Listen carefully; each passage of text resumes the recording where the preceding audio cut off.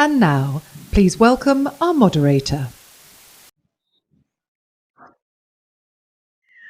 Well, hello, everyone, and welcome to this session. I'm Raj Kumar, President and Editor-in-Chief of DevX. Honored to be a part of this year's Milken Institute Global Conference. Wish I was doing it in person with all of you, but I have to say that the Institute has assembled an incredible panel to talk with us today about Africa, its economic recovery, and potential for transformation. It's a very timely issue. Africa, of course, is not always in the global headlines to the degree it should be. And maybe at the moment, it's even worse than usual, in part because COVID and the pandemic has taken over the global narrative. And the sense is that Africa is doing really well, that the number of cases on the continent across the 54 countries is quite low. It's less than 2 million out of 40 million globally, that it's a young population. And so in general, the health outcomes have been better across the African continent. But this narrative misses a really big point, which is that Africa is going to suffer perhaps more than other regions from the secondary effects of the pandemic. And it also misses the whole narrative around opportunity. Yes, the continent's going to be set back on its heels. It's looking at the first major recession, perhaps in a quarter of a decade. But there's a big opportunity for innovation and technology and entrepreneurism in a young and dynamic continent to move forward out of this crisis. And we're going to get into all of that today with an incredible group of panelists. I want to welcome them all here and welcome all of you who are joining us from around the world. You can follow this conversation using the hashtag MIGlobal on Twitter and let us know what you think as we get into the discussion today. We have joining me now, again, a number of incredible leaders from around the world. Aruma Ote, who is an academic scholar at Oxford University, has had a long career across the multilateral and business sector. She was vice president and treasurer at the World Bank, for example. We have Paula Ingabire, who's the Minister of ICT and Innovation with the Republic of Rwanda. Vivian Nwaka, who's the founder and CEO of MedStaff, which is a health tech firm in Nigeria. She's dialing in today from Lagos. It's very much in the news, as you may well know. And Malado Kaba, who's the former minister in finance of the Republic of Guinea, another country very much in the news today with their election, and the chairwoman of Bank Guinea. She's also the CEO of Faleme Advisory Consulting. I'm really eager to dive into a discussion with these incredible women about where they see the continent going, what the pandemic impact is on the economy, but how we get out of it, how we transform. And maybe I can begin with you, Minister Malado Kaba. Where do you look at this broad perspective on how Africa builds back better in a different way, in a unique way, how it transforms? How do you see the issues today? Thank you very much, Raj, and I'm very happy to be here. And thanks to the Milken Institute as well for organizing this very important discussion. Well, I think now people, refer to how to build better forward, and I think the forward is probably a much better choice of words than back, because as it stands right now, we really have to be able to come out of this pandemic, of this terrible pandemic, in a better shape than we entered it. So it's quite a challenge because, as you mentioned, Raj, I think our continent fared quite well in terms of health issues and how our governments, together with the private sector, handled the pandemic, which is still ongoing, as we know. But I was probably part of those people who always feared much more the economic and financial impact on our continent. And I think that might be surprising to people. Maybe we can just say why that is the case, Malala, because some people might say, well, we know there have been massive lockdowns in the rest of the world. Maybe that hasn't affected Africa as much, where the economies have been, where the situation, the health situation has been better handled. So why are the economic consequences so dire for many countries? I was coming to that. I think that this pandemic has again shed a light on our pervasive fragilities and vulnerabilities of our economies. We know that intra-African trade only stands at 15% of total African trade, comparing to the EU, where we are at 60, 62%, something like that. Our economies remain very little diversified. We do not sufficiently transform what we grow and extract from our soils. And so we really need to actually now push for local transformation of our produce, and also push for the intra to boost regional economic integration on the continent. We also know that we do not fare very well when we talk about productive integration, infrastructural integration, and these are key aspects to boost intra-African trade, but also to grow our economy stronger and in a more inclusive and sustainable way. Maybe we can get Arumna into the conversation now because, of course, again, there's 54 countries. It's a large and diverse continent. But you do have many countries that are dependent on exports of raw materials, including in the oil and gas industry. Obviously, the pandemic and the response to that has dramatically affected those industries. Tourism, many countries in the continent are dependent on tourism. That's been devastated by the pandemic and people stopping travel. So from your standpoint, looking at the development of the continent, when we think about transformation, to come back to this idea that maybe it's about building forward better, how does the African economy look differently to you if we take a transformative approach to the future? So Raj, great question. Let me also start by saying an absolutely big thank you to Milken Institute for this year's global conference, which has been amazing, and for inviting me. And Raj, to you for moderating our session. These are absolutely challenging times for everyone, whether African countries or otherwise. But I do think that, as you mentioned, Raj, in your opening, it's an opportunity for us to turn this crisis into something good for the continent. I think we can focus on some bold reforms that are courageous, but we can also focus on leveraging innovation in many ways, including innovative finance. I say being courageous about reforms. Africa over the last 25 years has been good in terms of what it's done, whether on the political front, but more importantly, in terms of the macroeconomic environment. So this is the first time in 25 years that the region as a whole is having a recession.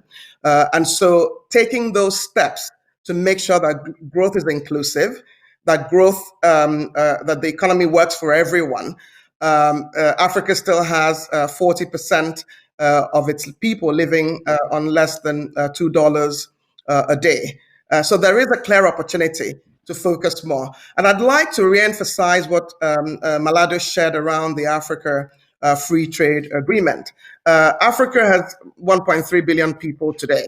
By 2050, it could have 2.3 billion people. But this Africa Continental Free Trade Area brings together a GDP of $3.4 trillion. Africans have agreed that 90% of tariffs on goods, on services, issues around intellectual property, that all of that will be eliminated. So we're having economies that are small and fragmented really coming together as one whole. For me, this is particularly critical. And you asked about what then happens to the GDP. There is an expectation that Africa's income will be boosted by $450 billion just by the Africa Continental Free Trade Area. Exports could be $560 billion. And then we can also focus on adding value to products that come out of the continent. The big issue for me is really, how do you turn this into opportunity? I can pause, but I can also talk about some ideas I have about how you leverage finance to turn this period into opportunity for the continent. Yeah, let's come back to some of those ideas, because I think you've given us a good framework to think about big, bold reforms and innovation. And certainly Malado's point about only 15% of trade is intra-African, something we've all experienced. And you, Arumna, you spent time working at the African Development Bank, and I'm sure you and many of your colleagues have experienced flying back to Europe in order to fly to another city in Africa, right? And so these kinds of strange situations where there isn't obvious and clear trade and open border, this may be that opportunity to change that, as you point out. But maybe we can go to the innovation side of the equation and just bring in our Minister for ICT, Paul Ingabire, who's Minister of ICT and Innovation in Rwanda, to get your take, Minister, on how you see an innovation opportunity to transform African economies. That's certainly been the framing and the approach in Rwanda. What do you think the pandemic and the response to it opens up in terms of opportunities on innovation? Thanks, Raj. I think by and large, if there's if there's been a silver lining of the pandemic, it's really been how for many of the governments, also businesses that have really invested, let's say, in digital infrastructure and platforms, how they've been able to weather, the effects of the pandemic. But back to your question around innovation, I think one of the things that we see across the different economies is how have we innovatively, whether it's from a healthcare response, point of view or perspective, whether it's from the use of technology solutions to remain relevant. This is for businesses or for remote working tools, or even for some of those schools to be less disrupted. However, I think going forward, the key question is going to be around how do we ensure that some of the gains that we've registered or some of the progress that we've registered thanks to the pandemic, pushing us, in a corner to sort of really use the limited resources that we have, put to use the talent that we have in our different countries to really come up with homegrown solutions in places where some global supply chains have been heavily disrupted, and we all need to survive during this time. How do we make sure that we can capitalize and leverage on those levels of innovation and creativity that we've seen to take us to the next level, especially when we're talking about the recovery process? I wanted to share just very quickly, and I'm sure for many of the countries, everyone is thinking about post-COVID, what do we need to do? Just like many countries, Rwanda has put in place an economic recovery fund. Again, that is really structured to support recovery of businesses that have been hit hard by COVID. But I think what we're also going to need to see is how do we ensure digitalization of SMEs happens at an accelerated pace? Because should we face a similar pandemic, should we face a similar disruption in the near future, we need to be able to say we're better prepared to respond. And some of the gaps that we've seen today, this has been a reason to invest in making sure that we'll weather the storms going forward. Which we almost, sorry to interrupt, Minister, but we almost certainly will. I mean, we know that the global health experts tell us this is not the last pandemic. Of course, the climate is changing, and we can think about natural disasters. Human migration is at unprecedented levels. There are conflicts and challenges in many parts of the world. So this idea of being prepared for the next shock seems to now be just basic prudence in any government to have a policy and a plan for that. I want to come back to you in a moment, but I do want to bring into the conversation Vivian Nakah, because I think you were getting at, Minister, the idea that we need innovation. Of course, innovation requires entrepreneurs. We're going to need new businesses. We're going to need new vision around how to transform sectors in the economy, and healthcare is certainly one of those. Vivian is a leader of a healthcare firm in the health tech space. So I wanted to get your take. Aruna gave us this frame of big reforms and innovation. Of course, there's a connection. You need electricity, energy, you need connectivity, right? You need basic rule of law, you need roads, you need all those things to be a successful entrepreneur and bring the innovation to the market. How do you see this challenge and this opportunity from your standpoint? Yes, thank you. And by the way, I'm very honored to be on this panel with all of you. So thank you so much for the opportunity. So I moved to Nigeria for the first time. I'd never been to Africa about 7 years ago. And the biggest thing that kind of stuck out to me was that there was a lot of problems that a lot of people complained about. But from my travels around the world, I could kind of see, okay, these are actually challenges that have been solved or are being solved worldwide. And so what makes me so excited about Africa, even through all the turmoil that we're going through and all the issues, is that it really are learnings that we can bring together from around the world to solve really hard problems using technology to completely disrupt status quo and potentially even leapfrog what you have in the US and what you have in Europe. And that is exactly what my vision is for my company, MedZaf. We said every single human being deserves to have quality and real medication at an affordable price. How do we do that? So how do we use technology to reduce the friction between all of the players within the supply chain to increase the access, affordability, and quality of medications for the average person?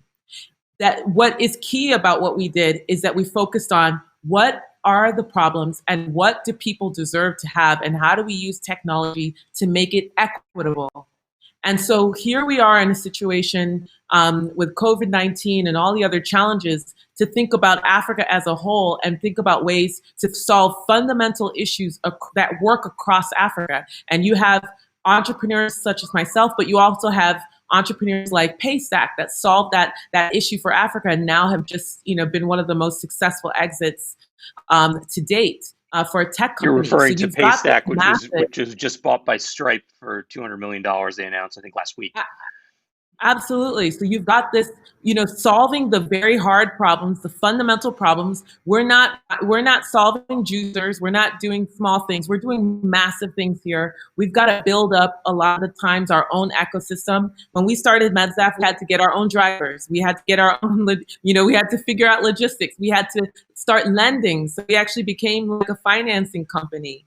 We had to obviously use technology to bring all stakeholders together. We had to create the entire ecosystem ourselves. But if we're properly funded and are able to solve these issues for what we're trying to do, you can take those learnings and really scale them out across Africa. So right now, I feel very hopeful about the state of Africa today. How does the pandemic change this? Because, again, somebody coming in who doesn't know the continent might say, well, you're looking at countries that have a lot of instability in many cases. They're getting pushed back on their heels economically by the pandemic. You're painting a more optimistic view, Vivian. How does the pandemic change the situation for your business or for other tech-enabled, innovation-enabled entrepreneurs in a positive way? Tell us that story. This has all been about amplification.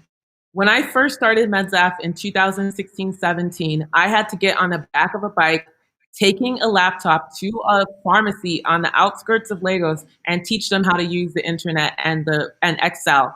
Now, because of COVID, everyone went online. They figured it out themselves. They realized they needed to have a transparent connection to a supplier that doesn't require you to go physically to an open drug market to pick up a piece of medication and check. They wanted that quality, they wanted that transparency, and they wanted that site, and they were restricted by movement. This is an amplification. This is a time of amplification for every single type of company that is solving a fundamental issue of access. And that is what COVID-19 has done. We were able to expand across the country without moving a finger and without meeting anybody. I still don't know face to face some of the biggest clients who signed us up from places like Abuja and Kaduna and all of these other cities that we've never even been into because of COVID-19. So right now, this is the time to start investing. This is the time for everybody to start thinking. There are fundamental issues in Africa. We can now solve it. A lot of the times the governments may or may not be on top of how to kind of crack these issues from a traditional way. Technology is the way. So come on board. MedZaf is open for business. We're happy to speak to you anytime. And this is the time to kind of get in now.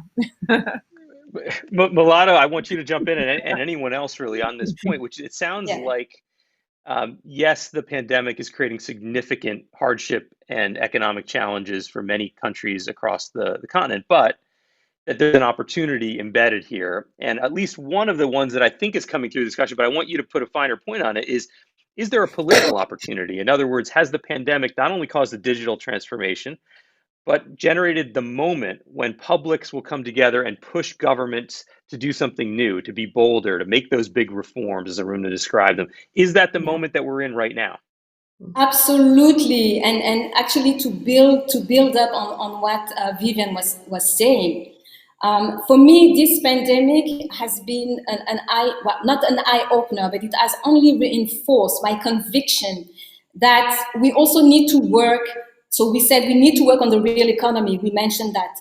Aruna also mentioned finance. How can we innovate and create homegrown solutions for the huge investment needs that we have? Remember that we need about $130 billion a year to have a continent grow on an average of 7%. So we need a lot of money.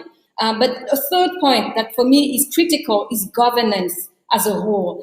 How can we leverage on new technologies to push government and to push the public sector to operate a sweeping transformation? Why is it important? Because we've seen that during this pandemic, and even on our continent, the public sector and governments in general were essential, collaborating with the private sector, but they were also essential in driving the health response, and also working on the responses, the economic response packages. Whether we talk about the policy rates, whether we talk about reducing policy rates and reducing reserve requirements from the central bank point of view, or also putting in place many measures enabling SMEs and the private sector in general not to be burdened too much because of liquidity issues. I think that we also need to do that transformation in the public sector, and that transformation is underpinned by pushing and accelerating for a digital transformation agenda, because it will help us actually working more efficiently. I used to tell my staff when I was in the Ministry of Finance that the private sector must not have the monopoly of being efficient. In the public sector, we need to work faster to deliver better quality public services to our citizens and to our economy. This is how we are going to help and nurture people like CEO Vivian, who are just, they want to thrive, and they can thrive, create wealth, create jobs, and at the end of the day, this will be a win-win situation. And another point for me is also about how we can leverage new technology in order to be able to build our narrative with data. We need more and better data. We need to contribute to the data economy, so that we are also able to develop better, evidence-based policy making. We are also able to better execute our public programs and also monitor them. So for there me, are huge data gaps, as you rightly say, across the continent, even on things like health, which have been maybe brought to the fore, particularly during the pandemic. You did raise something. I want to get Aruna into this and just shift the discussion for a second back to this issue of finance that you raised a moment ago, Aruna. I mean, you look at the rest of the world. Okay, there's unprecedented fiscal intervention by governments in the U.S. and in Europe. We're using trillions now on a regular basis. It rolls right off our tongue, right? It's something we haven't seen in our lifetimes. And yet, in many of the countries and the economies in Africa, there really isn't that fiscal space. So there's plenty of money on the sidelines, private sector funds on the sidelines all over the world, some of it chasing negative returns in places like Germany. The gaps are so huge. Why won't this funding flow into the economies that, when I listen to the four of you, sound dynamic, innovative, with great opportunity? Why aren't those funds flowing, and what do we need to do? What can we do now in this moment to unlock that opportunity? But Raj, your point is absolutely one. A lot of the advanced economies, in terms of the fiscal space and the fiscal stimulus, they've basically been able to spend around about 10% of their GDP. So America is, as you know, looking on closing on increasing their stimulus package. No African country that I know has actually been able to have a fiscal stimulus that is even up to 1% of their GDP. So your point around how do we make finance available is extremely important. And you took the sail away from me, because I always say when I speak that I don't understand how somebody would rather pay the German government to lend to them rather than invest in very well articulated projects that can allow them to earn anything up to 7%. And I think that the issues around the perception of the economy is extremely important. So for me, it's clear that the African governments are not going to be able to provide the funding that the continent needs. And so what they do in terms of creating an enabling environment is important. What they do in terms of being a good issuer when they issue, because governments usually provide the benchmark on the basis of how others invest in their countries. But I think what is important is also how do you use the dollars that arrive, so making every dollar work more. So for me, some of the innovative platforms that I see in the continent are ones that one needs to make sure that everybody who's listening to us is aware of. So the African Development Bank, I think 2 years ago, founded the Africa Investment Forum. It is an innovative platform that basically brings together the governments, development banks, and private sector who are interested in very large projects that require the government to do what it needs to do to make those projects work. And so you have the African Development Bank being, in a sense, the honest broker between the private sector and the public sector, because it has leverage over the public sector. So I'll give an example. So it gives the investors some confidence. There was an LNG project, a $24 billion LNG project that brought together the Mozambican government, the African Development Bank, the international agencies, some private investment banks, to close on a deal that was particularly critical that will turn Mozambique into the third largest producer of LNG gas. What we have seen, Raj, that has happened is that you've got the World Bank saying we've got $50 billion to give to Africa out of the $160 billion that they've provided for COVID. We've seen the African Development Bank say we'll give $10 billion. We've seen the Afri-Exim Bank say we will provide trade facilitation services to the tune of $3 billion. What I'm advocating for is to make these dollars be catalytic. Let them be an anchor that brings in private sector investors, domestic and international, so that you can get much more leverage out of the money that comes from the official sector. As one example, by reducing the risk for investors who are worried, again, about your point of perception or Malado's point of lack of data. Investors who say, I'm not sure about making an investment here. You think you can reduce those risks using public sector funds from the World Bank and others, and therefore catalyze more. Maybe we can get Vivian Stake. Not just their money, Raj, but also the fact that they've got leverage over these governments. Because they've worked with them over the years, because of course the nature of the way they lend is that if you're not paying on one particular transaction, you will not get additional monies. So they have additional leverage over these governments, and they help them in improving their private sector as well. Go ahead, Malado. Yeah, point take. Go ahead, Malado. Yeah, just going back to your point about what we've seen in terms of fiscal packages in Europe and in the US, and the comparing to the situation that we are living in Africa, I think it makes us also wonder sometimes and somehow, do we live in the same world? And I think that this pandemic should definitely, it's not my quote, it's Minister Atta, the Minister of Finance, but I thought it was so beautifully said, because I think that this pandemic should also gives us the opportunity as Africans to really come back to that narrative around risk. Not so long ago, I was talking to also a bunch of people, and I told them half jokingly and provocatively, I said, listen, guys, you can't tell me that investing in Africa is more risky than sending men and women to the moon.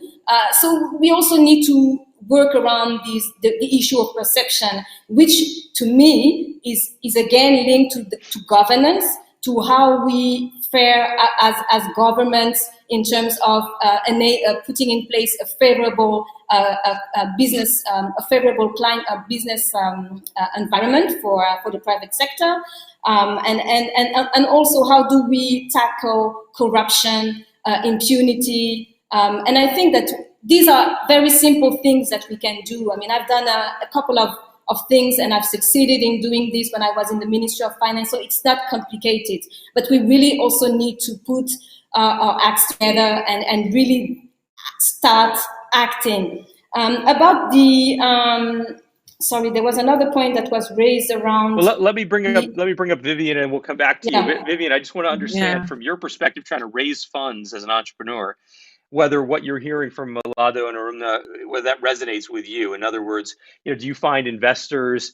You gave the example of Paystack, a digital payments provider, being sold to Stripe, one of the world's largest payments platforms, for $200 million last week. I think they announced it. Do investors hear that kind of news and say, hey, we got to get into the continent. Why aren't we there? We should be investing more. Or do you find these perceptions about risk are still a major hurdle, even for technology and innovation related industries like finance? Well, so again, it's about finding the pain points, So back in 2014, before I had even launched MedZef, I was calling the pharma companies worldwide to figure out what their issues were.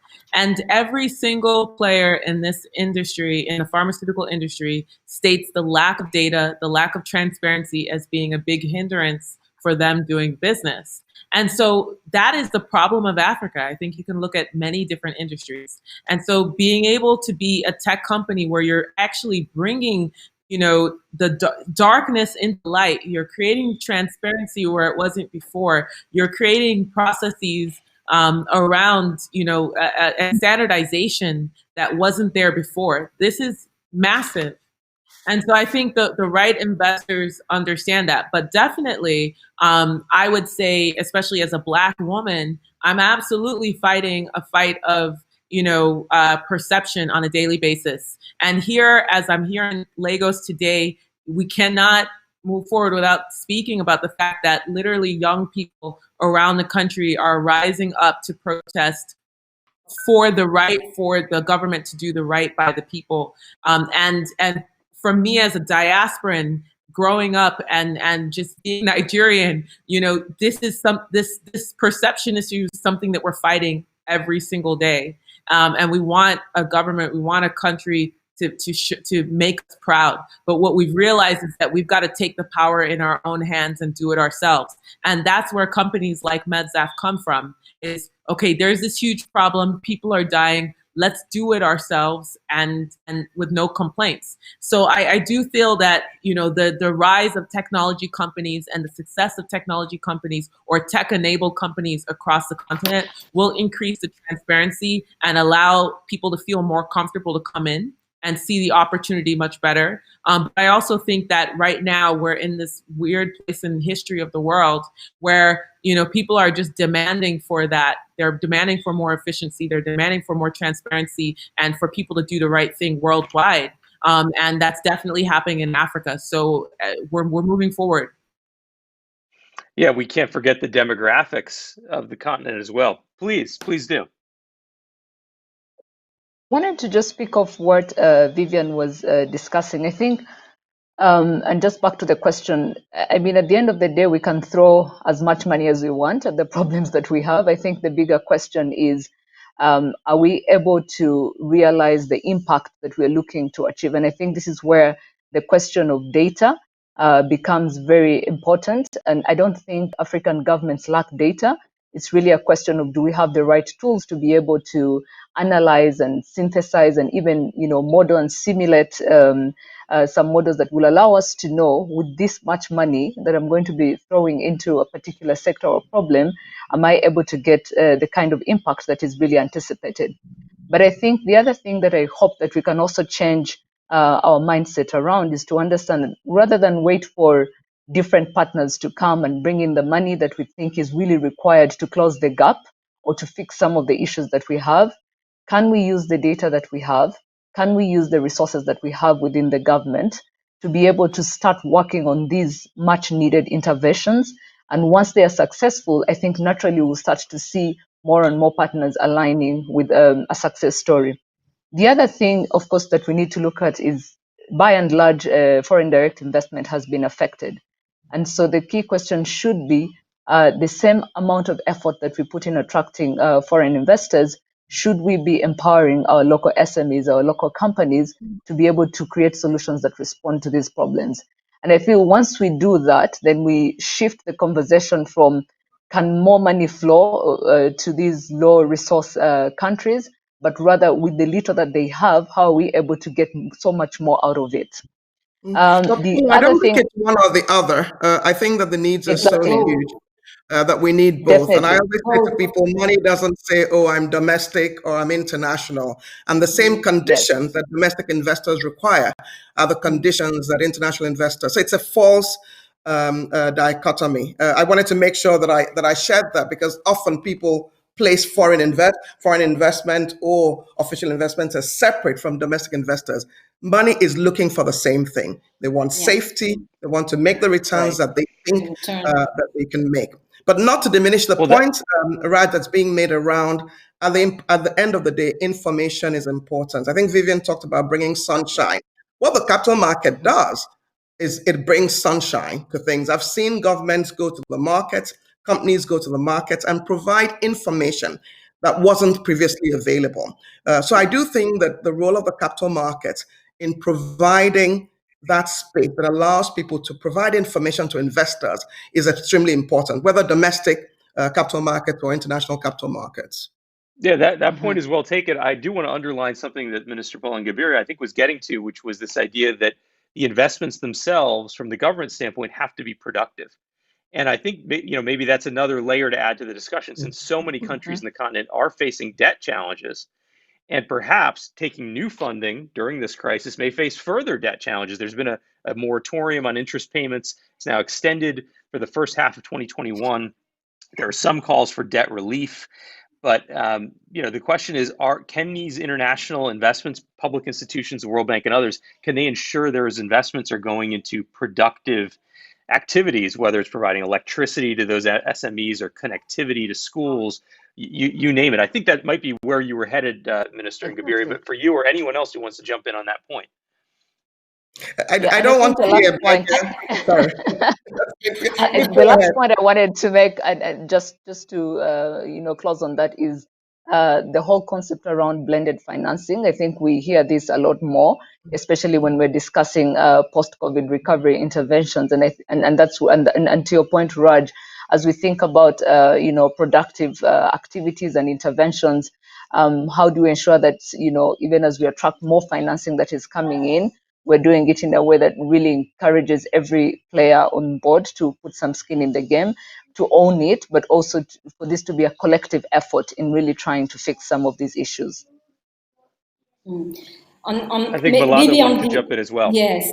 Yeah, on the debt, and you mentioned, Raj, the debt service suspension initiative. I think this has been a welcome call from Africans, and I think we also need to commend the fact that this time there has been an initiative, a consolidated initiative, and we need to see more of that African agency, talking about also other issues. But what is important to stress is the fact that we need to have more than that DSSI, because it's not enough, and I think we need to push for cancellation. What Africa is asking accounts only for 3% of what OECD countries have been doing, with trillions of dollars and euros to safeguard their own economies.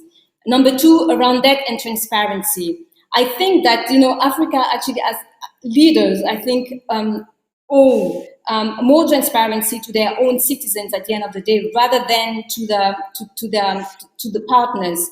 And I think that it's important also to work around that.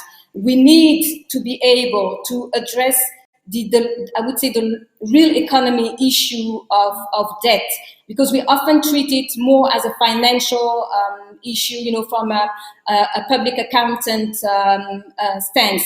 But for me, we can also use that as a clever way to push for local content, to push for local transformation, by being very strict in the nature of projects that we fund. And we need to ensure that we fund the most productive projects that will allow us to generate wealth, create jobs, and allow us to get the resources that we need to reimburse in the future.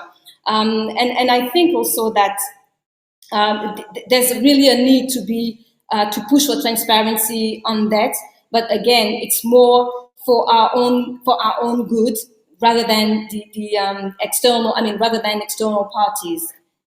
And maybe partly what you're getting at there is there have been some cases of governments bringing in off-balance sheet debt, right, in quasi-governmental entities where the debt might be coming in. You don't see it in the public accounting of the government's debt, but there's actual additional debt that the public is on the hook for. I think you wanted to jump in, Vivian. Yes. So from the entrepreneur perspective, you know, as I think I mentioned before, to start a company that can scale, you know, we're really solving a lot of issues that really traditionally, if you look worldwide, are typically solved by the governments, but just aren't, right? So, or are solved by other entities that just don't exist. So the fact that we're a pharma company and we've got to finance, the fact that we're a pharma company and we've got to provide logistics, right?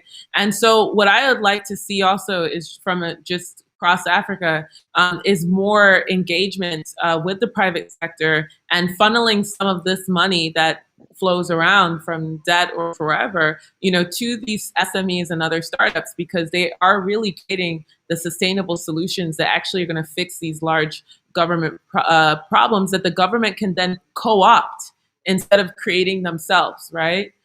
So that's just my 2 cents. And then also one of the gripes that I think a lot of African startups will always have is the fact that, you know, there's always this discount. You know, there's this discount. Someone in the US can, you know, just create a new way to move something from across the room, and we can create a way to, you know, save like thousands and hundreds of thousands of lives. But our companies will be valued much lower, right? So I think there also needs to be a collaboration between governments, you know, African finance institutions, foreign financing, to actually figure out how to start investing in African startups at smaller ticket sizes. We're not going to be at the initial start, we're not going to be able to absorb $10 million. So lower your ticket sizes, start thinking about grassroots SMEs, how they're actually creating sustainable solutions, tie them in, make partnerships so that the government can work with them, and start adapting what's actually already happening organically on the ground to fix and go around the government. I just wanted to put that in there. Yeah, it sounds like what you're saying, which makes perfect sense, is that the same thing we see in debt spreads, the difference between Germany and, say, Nigeria, and what it costs them to borrow, it shows up in equity valuations for startups too. I wonder, just on your point about enabling the disruptors, you know, enabling these small and medium enterprises, especially in the ICT space, if Pauline Gabiri, Minister of ICT in Rwanda, wants to weigh in on that, because it's true, you have seen some pretty dramatic digital transformation across the continent, especially on the payments, in the digital payment space, mobile money, of course, M-Pesa, a famous example in Kenya. And a lot of that was because of entrepreneurs kind of moving fast before there was regulation in the space. How do you think about that as a minister who wants to foster these new technologies, new industries of the future? Should governments do what Vivian is saying, kind of hand it over and get entrepreneurs to build these industries of the future? Or how heavy-handed should they be about regulating these industries? I think the two are not mutually exclusive. And I think for me, just looking at it, by and large, what we've also seen is that to a large extent, many times regulations are following the innovations. The innovations are much more, you know, ahead. And so governments are grappling with having the right regulations and policies in place to support adoption of some of these innovations. So what do we do in such a case? Rather than constrain the levels of innovation that are happening on the continent and globally, the key question should be, should we as governments be working hand in hand with these entrepreneurs, with these innovators, to understand what are some of those up and coming innovations, what are some of the risks and concerns we may be having on the government side, and how do we create the kind of partnerships that will allow us to build regulations that are agile enough to evolve with how the innovations are being adopted industry-wide. I think we have a very example when we started using drones for our blood delivery service. It's not like there were any regulations globally. We could have chosen to just sit as a country and wait until they were, globally, understood and, kind of regulations. But I think what the path we chose was to say, what are the risks of using these drones, of looking into the different use cases that they can provide to us. And based off that, we would then go back to the entrepreneurs and innovators and say, look here are our concerns. Can you create a proposal? Can you tell us how you are going to deliver blood using drones while addressing some of these concerns? And that allowed us to put in place those kind of performance-based type of regulations. It's a great example. Is it applicable everywhere? Maybe not. But I think it's that agility that needs to be built into how we regulate some of these technologies, but also allowing for adoption to happen in a much faster manner.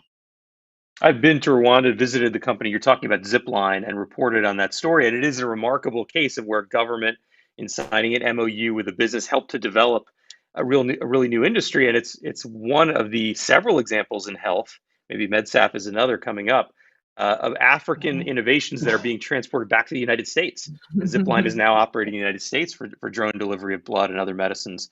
I wonder if we could talk for a second about where you all see the biggest opportunities. I mentioned finance, digital money, payments. When you think of this digital transformation, the opportunity to transform the economy of the continent and build something new, where do you see the big opportunities? I'm thinking about all the investors and others who are tuning in now who attend Milken's Global Conference. Where should they be paying particular attention? Well, I could definitely say health, right? From a Nigerian perspective, it's like $1 billion a year medical tourism industry. People are going online, they're buying from China, they're buying from India, they're getting cancer medications, they're trying to take care of themselves. They will put all of their money, they will pool their money together from friends and family to make sure that their families are safe from resources outside of the country, if they can afford it. And if they can't afford it, then they have the choice of, is it malaria or is it typhoid? The state of healthcare across a lot of African countries is very dire, and people will pay for it. I think let's think about the things that people value, and we value life, right? We value our lives. So healthcare, pharmaceuticals, the entire healthcare industry is definitely a big one. But I think I've said a couple of times, financing, access to small loans for SMEs and pay, or consumers is a huge untapped market. We've got payment facilitators, and we've got some of these other fintech companies that are kind of working behind the scenes, but there are so many ways to really stimulate these countries by actually investing in lending. And the reason I'm saying that, knowing that we have banks, is because a lot of the times the banks aren't in a position to lend, and they don't want to lend, or they don't need to lend. And so you've got a lot of really innovative ways that people in Africa figure out how to pay for school fees, or pay for healthcare, or pay for cars or houses and these types of things. And I think that's a huge space. So healthcare and finance. Healthcare and fintech. Any other industries? Yeah, please. I'd probably say education. Whether it's governments, businesses, we're all looking. Human capital development is at the core of every strategy that we have, from a public sector perspective, also the private sector. However, I think the other thing is, more and more, we're all increasingly, we no longer are looking to have just a handful of experts in certain industries, but rather an army of skilled workforce that can really even design some of these solutions that we're talking about, that are capable to respond to some of the future challenges that we have. So I think education has been the most disrupted during this pandemic, but it also has the most opportunities for reskilling, upskilling, and also investment in just building the critical workforce that we're looking for. I think I agree with you, Ray, when it comes to digital. Sure, go ahead. I was just going to say, we've heard so many stories, I'm sure you have, of teachers teaching their classes over WhatsApp others, in other countries using television or radio. There's been so much innovation due to the pandemic in the education space, and a lot of lessons learned. Also, lots of challenges, lots of things have not gone right, but lots of lessons learned that may be applicable to kind of an ed tech future for many countries where expanding educational access is so important given the demographic shifts. Absolutely. I will add, Raj. I was actually asked the same question on Thursday last week at another event, and I usually am very focused in my answer, but I've said it's everywhere, every sector. So it's as Vivian and Paula have talked about, it's health, it's technology, it's education, it's also agriculture. I mean, agribusiness is a $1 trillion business over the next 10 years. It's climate. I mean, climate is big. Africa is blessed as a haven of various renewable options, whether it's solar, whether it's hydro, geothermal. And today, there's $300 billion being invested in renewable energy. And if we're going to move to 1.5 degrees centigrade, you need about $2.5 trillion. And so there is an opportunity in that area. Consumer goods. I mean, people need to eat. People need to live. So it's. I mean, Africa is just. I mean, there's just the opportunity is there. I think what Stripe has demonstrated is that if you understand the continent, that you can pick out winners and get them at levels that are not so expensive, and grow with them and make a lot out of them. So it's really everywhere, every sector would be my answer to your question, Raj. Milado, any thoughts on this?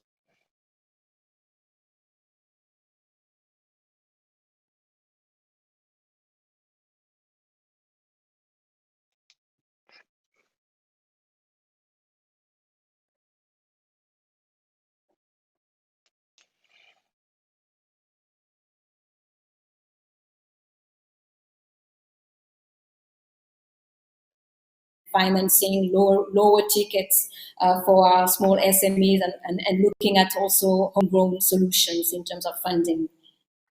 Yeah, so the frame Aruna gave us at the beginning of big reforms and innovations, they are, as I said earlier, they're so connected, because it's hard to imagine if someone's coming at this as an investor, if they don't think the startup they're investing in or the sector they're investing in has reliable access to off-grid energy, or to an educated workforce, or to basic health care for their employees, or the community that they're going to be serving, or access to the internet for that matter, you can see how the perception of risk can become outsized. And so I wonder, as maybe a last theme to bring up to all of you, what you want to see government do differently. You've seen Vivian mention that you've got protests in the street in Nigeria, young people rising up. There are elections in Guinea, your home country, Milado. I mean, what do you want to see differently out of this new era?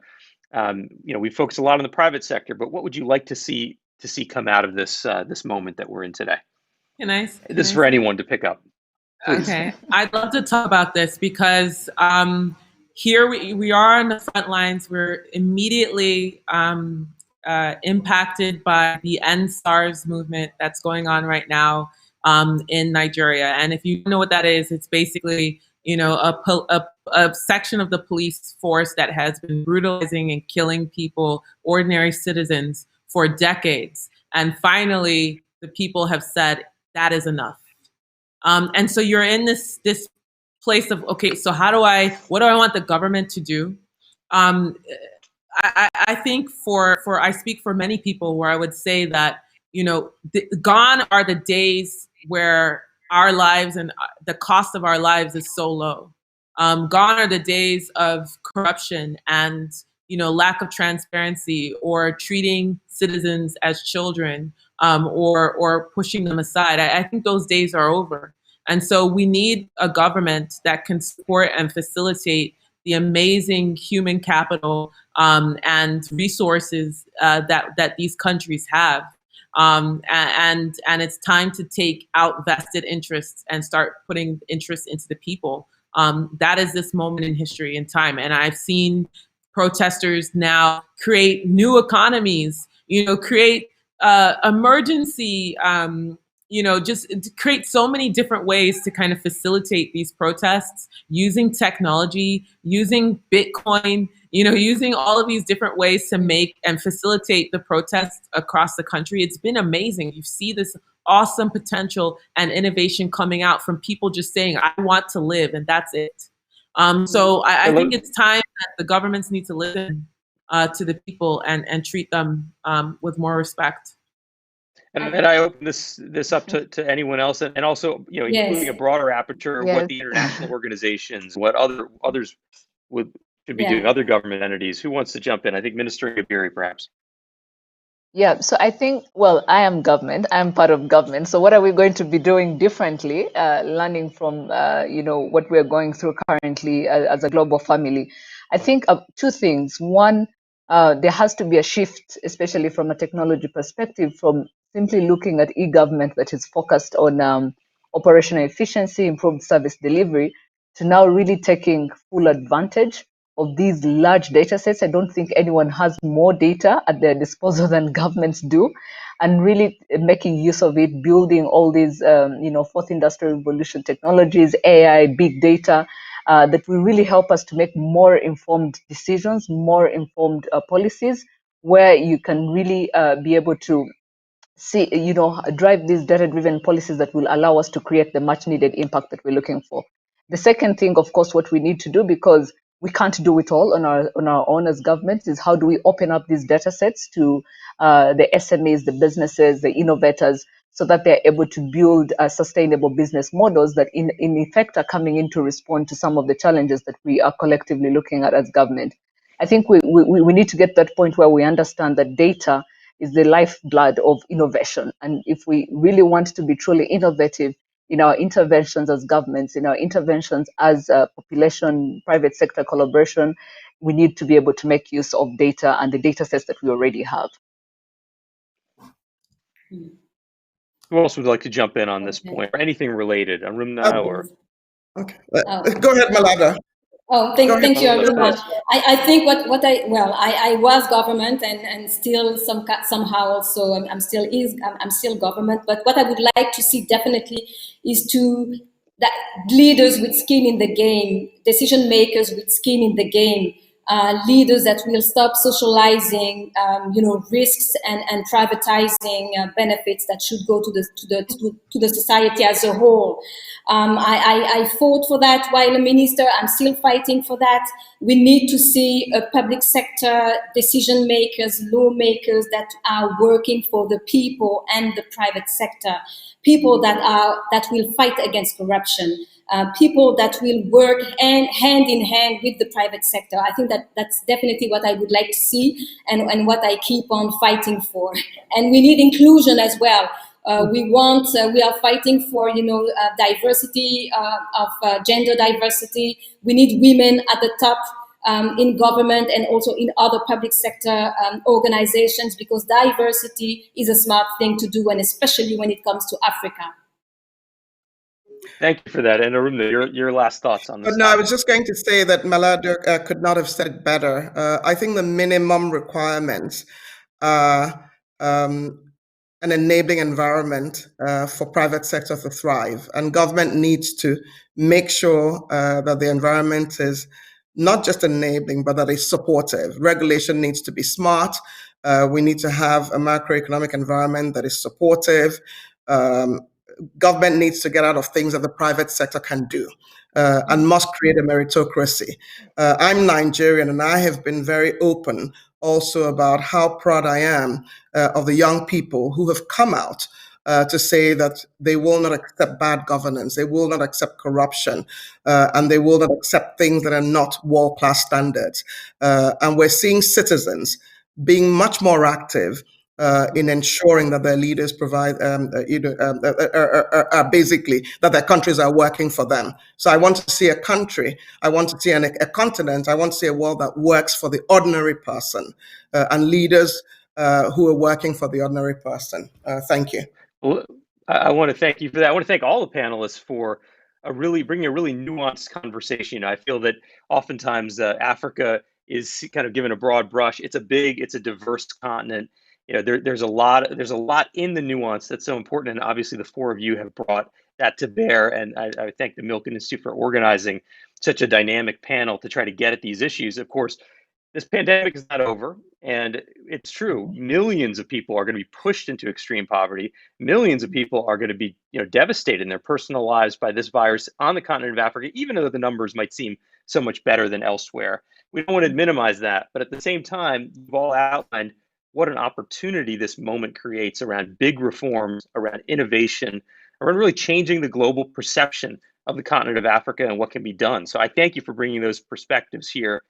I recommend to all of you to check out the Milken Institute's COVID-19 Africa Watch as a resource for more on this topic, our reporting at DevEx and others. This is an important set of issues. It deserves your attention, and I appreciate you giving it to us today. So my great thanks to our panelists and to everyone who's been watching, and to the Milken Institute. Thank you. Thank you. Thank you. Thank you. Thank you. Bye-bye.